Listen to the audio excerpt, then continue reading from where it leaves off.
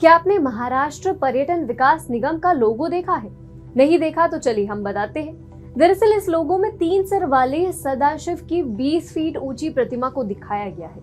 इस प्रतिमा में महादेव का दायां चेहरा सृष्टि रचयिता का प्रतीक है, तो उनका बायां चेहरा सृष्टि के संहारक का प्रतीक, जबकि महादेव का ध्यानमग्न केंद्रीय चेहरा शिव को सृष्टि रक्षक के रूप में प्रदर्शित करता है।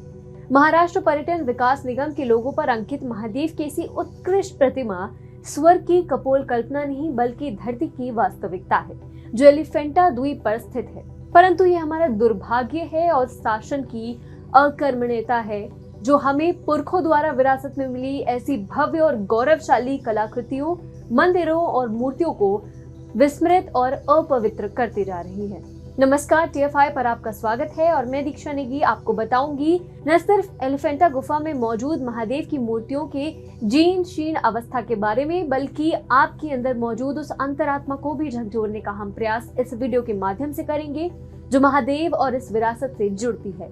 तो चलिए प्रारंभ करते हैं। एलिफेंटा गुफा एलिफेंटा द्वीप पर स्थित है। एलिफेंटा का अर्थ है गुफाओं का शहर। इसे घरपुरी के नाम से भी जाना जाता है, जो मुंबई के गेटवे ऑफ इंडिया से लगभग 12 किलोमीटर की दूरी पर स्थित है। यह नाम इसे इस द्वीप पर मौजूद हाथी की मूर्ति के कारण पुर्तगालियों ने दिया था। यह एक सुरम्य द्वीप है जो आम, इमली, करंज और ताड़ के पेड़ों से घिरा हुआ है। विश्व मानचित्र पर इसकी उपस्थिति गुफाओं के एक अद्वितीय समूह के कारण है। इसे यूनेस्को द्वारा वर्ष 1981 की शुरुआत में विश्व धरोहर स्थल का दर्जा दिया गया था। वर्तमान में ये भारतीय पुरातत्व सर्वेक्षण के संरक्षण में है, जो इसके नियंत्रण रख रखाव के लिए जिम्मेदार है।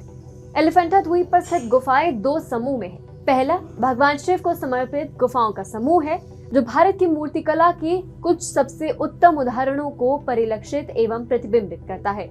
इसमें भगवान शिव से जुड़ी 15 मूर्तियां हैं, तो उनके विवाह, ध्यान और कैलाश तपस्या के साथ साथ रावण और गणेश से जुड़े प्रसंगों को भी प्रदर्शित करती है। जबकि दूसरा द्वीप थोड़ा छोटा है, जिसमें 2 बुद्ध गुफाएं शामिल है। ये गुफाएं 5वीं और 8वीं शताब्दी के बीच की है। हालांकि कितनी पुरानी है ये विवाद का विषय है। एलिफेंटा गुफाओं को संरक्षित करने के शुरुआती प्रयास वर्ष 1909 में ब्रिटिश भारत के अधिकारियों द्वारा किए गए थे। उस समय भी इस साइट को भारतीय पुरातत्व विभाग के तहत रखा गया था और प्राचीन स्मारक संरक्षण अधिनियम ने इसे अपने दायरे में शामिल किया था। इसे द्वीप को अलग करने और खंडहरों को संरक्षित करने में मदद मिली, परंतु यह नाकाफी था।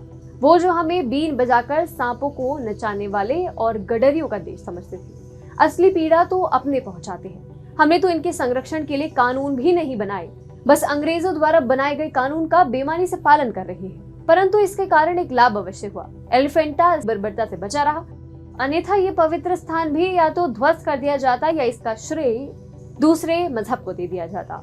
इन समस्याओं से हमारे पुरखों की ये धरोहर तो बची रही, पर प्रकृति जनित क्षति जारी रही। इस बात के प्रमाण है गुफाओं में चित्रित अधिकांश पेंटिंग समय के हानिकारक प्रभावों, जलवायु परिवर्तन और मानव बर्बरता के कारण धुंधली पड़ गई है। महाराष्ट्र सरकार और भारतीय पुरातत्व सर्वेक्षण ASI ने गुफाओं में शानदार नक्काशी के शरण और अरब सागर की ओर से आने वाले प्रदूषण पर आंखें मूंद ली हैं। Indian national trust for art and culture heritage के अनुसार पिछले कुछ वर्षों में यह द्वीप काफी तनाव में रहा है, क्योंकि यह मुंबई बंदरगाह के बीच में स्थित है।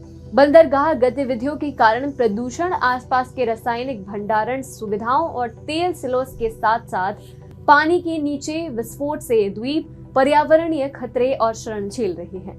यह एक फॉल्ट लाइन पर भी स्थित है, जो द्वीप से होकर गुजरती है। 20 जनवरी 2004 को ASI के तत्कालीन महानिदेशक को लिखे एक पत्र में यूनेस्को के एशिया और प्रशांत क्षेत्र के संस्कृति सलाहकार रिचर्ड एंगोल हार्डेट ने लिखा था कि एलिफेंटा गुफा भारत के मुकुट में मणि के समान है। उन्होंने द्वीप पर पर्यटक सुविधाओं को अपग्रेड करने के प्रस्ताव पर अपनी चिंता व्यक्त की थी, जिसे एलिफेंटा योजना समिति के अनुमोदन के बिना और ASI या INTSCH विशेषज्ञों की उचित इनपुट के बिना तैयार किया गया था। एंगोल हाइडेट की पत्र ने यह भी याद दिलाया कि वर्ष 1995 में यूनेस्को द्वारा नियुक्त विशेषज्ञ सर बोनार्ड फील्डर ने पाया कि कोर जोन में संरक्षण की स्थिति नाटकीय रूप से खराब हो गई है। सर बोनार्ड ने चेतावनी दी थी कि एलिफेंटा की स्थिति इतनी गंभीर है कि जब तक इसे ठीक नहीं किया जाता है, एलिफेंटा को विश्व विरासत सूची से हटाया जा सकता है।